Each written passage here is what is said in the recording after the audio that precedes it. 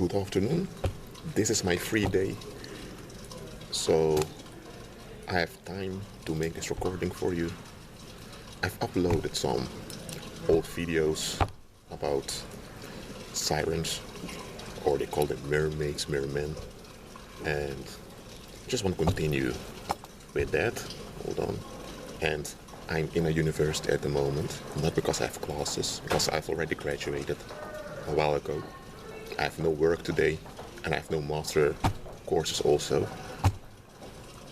So, okay, here, let's go. I'll go, first I want to show this. These are two videos related to this subject. This one I made on September 15, 2014. This was a student from Utrecht University. She explained to me that in Zeeland, or they call it Sealand in English. Because I enjoy showing what I'm talking about. Zeeland is a province of the Netherlands. Show it here, Zeeland. Yes, it's over here. Let me show it on the map. The province used to be larger, and in ancient times, it used to be the living place of the Cananifate tribe. The Cananifatia was this whole region over here in ancient times. Later, it was renamed to Holland, or Hollandia in Latin, and they call this part Zeeland. But the students explained to me that every year they have a tradition that they try to save Neptune. Neptune is this fallen angel over here. So that was this recording, a very short one. And I had this one, in which I'm going to make it public again. So I've put it on private because some people, in the comments section I saw that some people were having weird ideas about why I shared this information. But from now on, I don't really care about that. The Lord will deal with them if they misuse the information. But okay, so this was the video. I've made it in a library in Rotterdam. I was there with some friends, that's me. So I'm not going to show the whole video, just want to point some few things. Hold on. No. Just be patient with me, guys. Okay. I just wanted to point out that this artist, Tupac Shakur, his real name was Lysain Parish Crooks.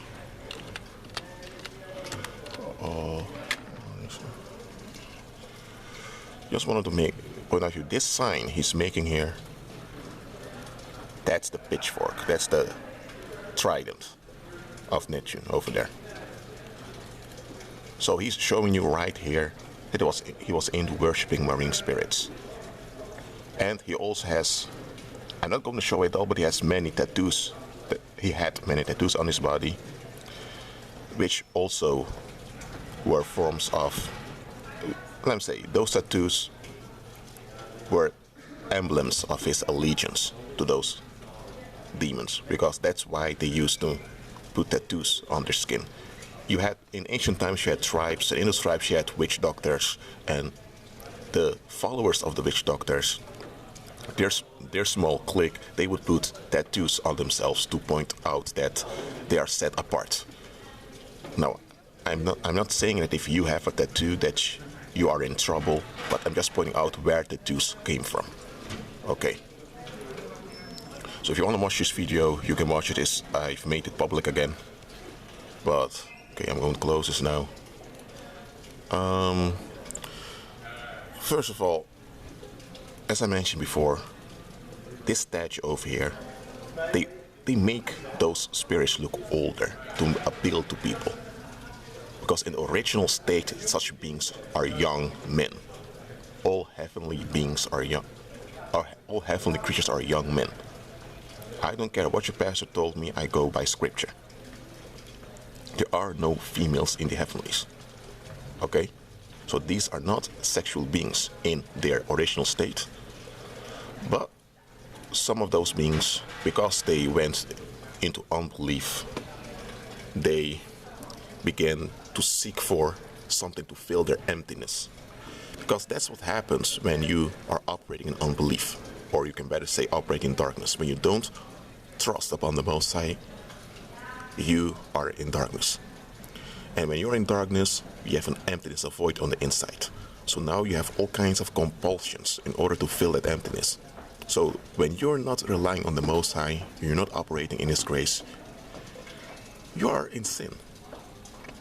If you have a static mindset that will seek for, validation, that's where sins come from, those compulsive behaviors. And some of those heavenly beings, they began to, okay, I'm going to make a note for you here. I don't have a whiteboard with me, so I'll do it like this. Okay, hold it over here. They are spirit beings that live above the firmament, but they manage to solidify themselves. By the way, I use British English, so I may write certain words differently than you do. Forgive me if I make a spelling mistake. I'm doing this spontaneously, but okay. They want to solidify themselves in order to operate in the physical realm. Okay, hold on. So the problem of those entities, if you read the book of Enoch, and by the way, I'm not such a big fan of the Apocrypha, but the book of Enoch, some parts of it are relevant. It mentions 200 heavenly rulers that decided to come down to earth in order to get sexually involved with females. So, but anyway, I don't know if it's exactly 200. I really don't rely that much on Apocrypha, but just understand this: when those heavenly beings, they are pure spirit beings, they are interdimensional.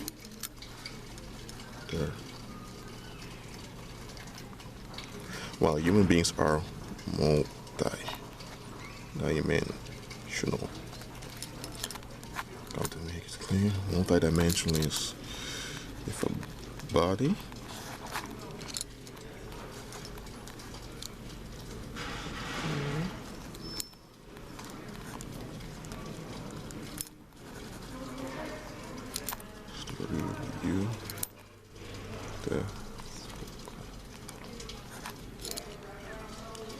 So you are in your body, and to make use of your body, you're connected to your body, but this is the real you.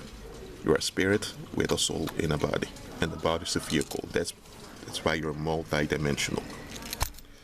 Heavenly beings are interdimensional, so they're just spirit, but they have the ability to, at least temporarily, become similar to the physical. But that's only for a while. But those heavenly beings that went into sin, that began to look for compensation in the earth realm through vampirism. Hold on.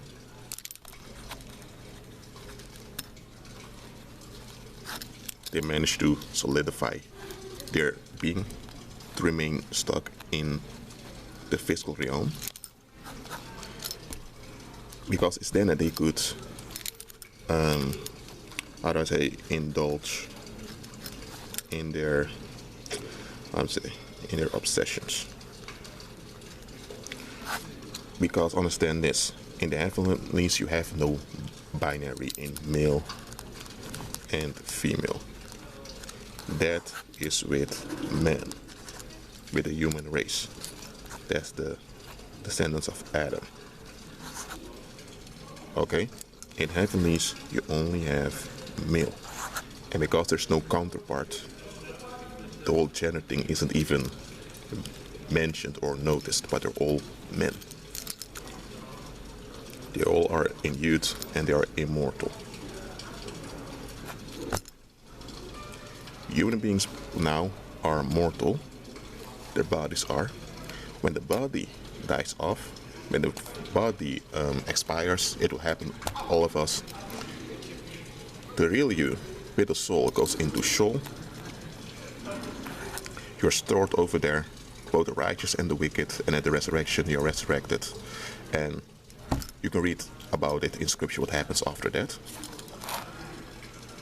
So human beings are immortal in one sense, but not right now. After resurrection, our bodies will be immortal and there's no dying off anymore. But those beings that, how they say, fell, it's really not falling. They just grew into wickedness. They grew into dissatisfaction towards Most High. They grew in unbelief.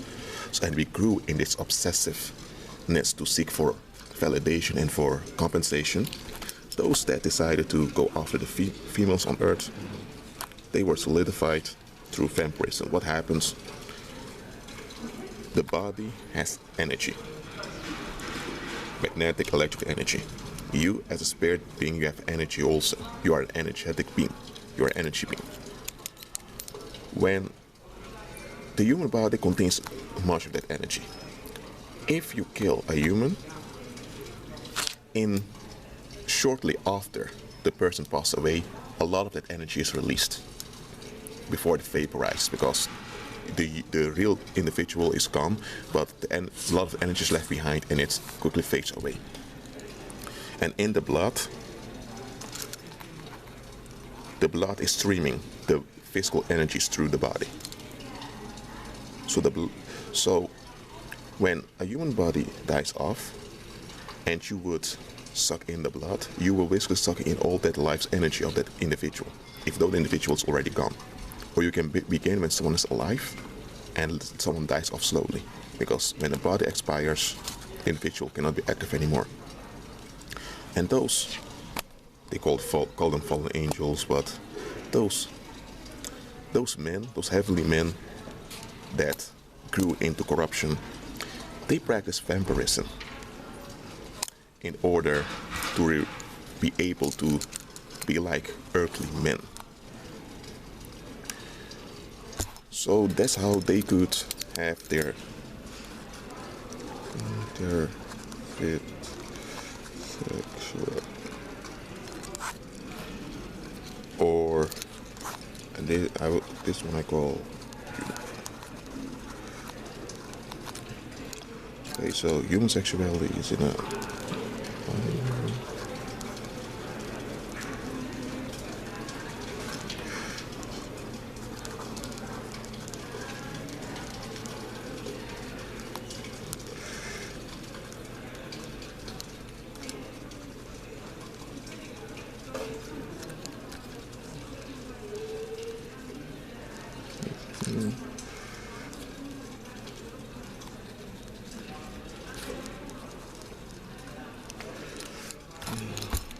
I'm going to speak about it soon, and I'm just writing it down. And if you can't read my handwriting, don't worry, I'll speak it out soon.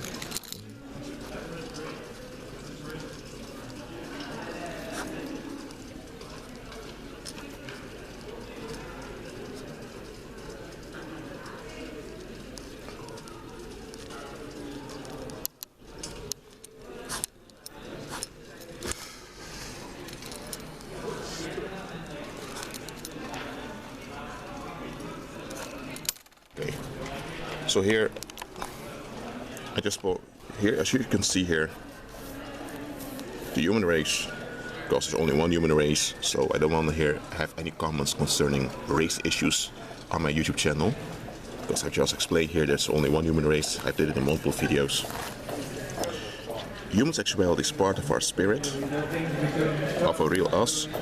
It has to do with energy. It operates in a binary, male and female, and it works itself out in the physical. And not only in intercourse, also in how people dress and how people interact with one another. So sexuality is more than just a male using his body parts into a female. It's much broader than that. But this is human sexuality, and it's always community-based, related to family, procreation. Is dynamic, but especially it's spiritual and community-based. But I won't go too much into human sexuality in this video, because that's a side subject. But the so-called sexuality, I'm going to put it over here. That those, those unclean spirits, those heavenly men that grew into corruption, the sexuality they developed was based on obsession. So it was static, for recreation purpose only, in order to fill a void and to seek compensation for the loss. The loss is they were not operating in grace anymore, so they were in darkness, so they grew ugly, because they were not in agreement with the Most High. So this is also a part of belief. Okay? Now, why am I explaining this? To understand that, so that you will understand that there are two types of sexuality. You have the natural sexuality and the unnatural one. And a lot of people there are operating in the wrong type of sexuality that's not in agreement with the word, and they're not in agreement with Christ. But you need to understand the unnatural sexuality does not originate with man. It doesn't originate with the Most High. It originates with those unclean spirits. I don't know the exact number, and I'm not going to rely on the book of Enoch either. But those heavenly beings, before the flood, that decided to seek compensation with human women through vampirism. So you had those men on the earth that began to worship and ate those unclean spirits, and those men would kidnap young boys, children, and sometimes even women, and they would kill them, and those unclean spirits would be there to, in an interdimensional shift, they would suck in the blood of the victims, sometimes even eat their flesh, and that would make them, for some months, or some only a few days, it would become solid, and to be similar to earthly males, so they could act out their counterfeit sexuality. And as you know, from those unholy, unnatural unions, you had what they call the Nephilim, those are hybrids. And understand the following also. In a male,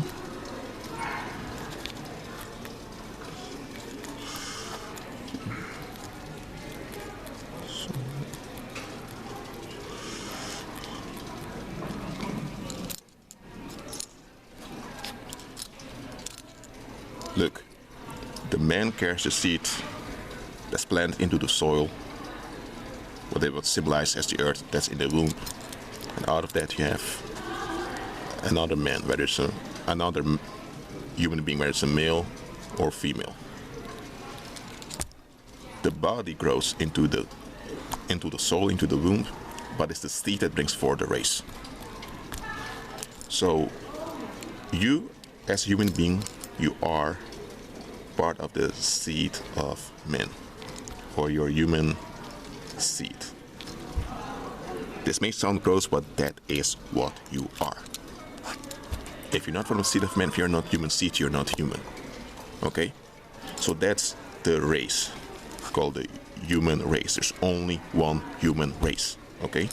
And then you have ethnicity. What is ethnicity? For example, if you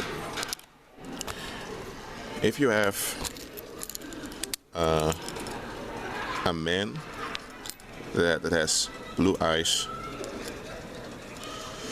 and you have a female with blue eyes, she has brown hair, she's a brunette, and he is blonde. Of course, he carries the seed grows inside of her, they have a baby. Now, physically, the baby will have similarities of both parents, and it can be that because they both have blue eyes, so big chance the kid will have blue eyes, and that the kid, whether it's a male or female, we'll have brown hair, because this gene is